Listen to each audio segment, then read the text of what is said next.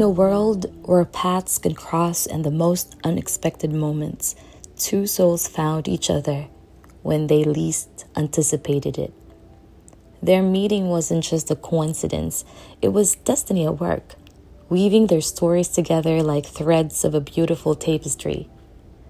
From strangers to lovers, their journey began in an unassuming place, a meeting point where time stood still and magic sparked in the air.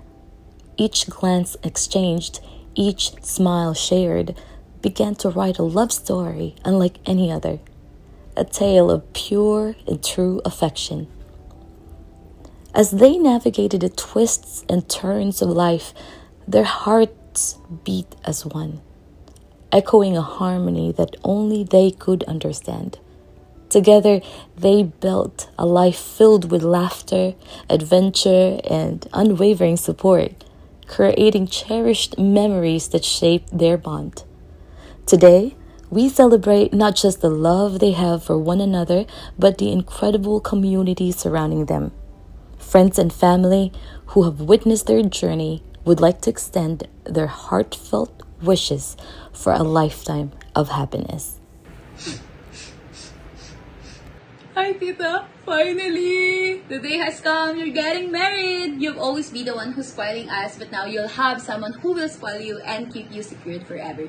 Wishing you both endless love, laughter, and a lifetime of happiness together. Congratulations, Tita and Tito Roberto. You truly deserve this forever happiness. Congratulations and a happy wedding day, Tito Jingjing and Tito Roberto. Hope your life together will be endless. I love you both. Hi, Ate and Roberto. Congratulations on your wedding day. Just want to say how blessed and happy I am to be your sister-in-law. Wishing you all the joy, love, and peace as you step into this beautiful new chapter. You truly deserve all the happiness in the world, and I'm so looking forward to see you soon. May God bless your marriage, and may God be the center of your relationship. We love you.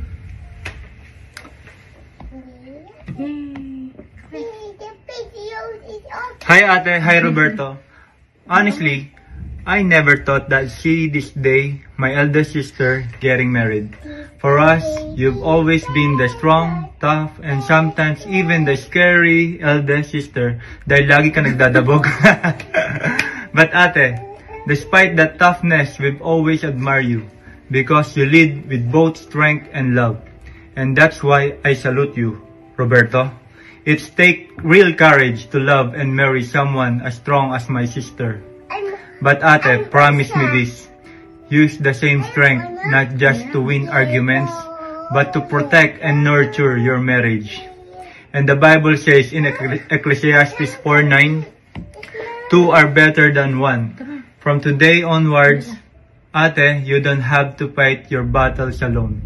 You now have a partner, a teammate, and a best friend for life. My prayer for both of you is that your marriage will be filled with faith, laughter, and lots of love. Congratulations, Ate and Roberto. We are so proud of you, and we love you very much. May God bless your marriage abundantly. See you soon. Remember so well the day that you came into my life. You asked for my name. You have the most beautiful smile. My life started to change. I wake up each day feeling alright. With you right by my side makes me feel things will work out just fine. I know that that's your favorite song. I'm happy. I'm very, very happy to see you happy. You know that you're the sunshine of our lives, and now you found your perfect ray of sunshine. Wishing you both a lifetime of happiness. And I'm honored to welcome Roberto in our family. Congratulations. Congratulations on your wedding day, Roberto and Ate. I knew this day would come. because you treated each other always extra special, and that twinkle in your eyes when you're talking each other, it speaks for everything. So in any moment, always hold on to your faith and always talk and pray to Jesus. And with that, we wish you a lifetime of love. Congratulations and best wishes, Ate and Roberto. God bless. Jingjing, Roberto, maligayang bati sa kasal niyo, ha. Magmamahal na kayo mabuti. Dahil mahal na mahal ko kayo, ha. Hi, Jingjing, anak, Roberto. Congratulations on your wedding day. Just never forget what brought you together. Stay focused on your love and you'll never go wrong. Congratulations. I love you both.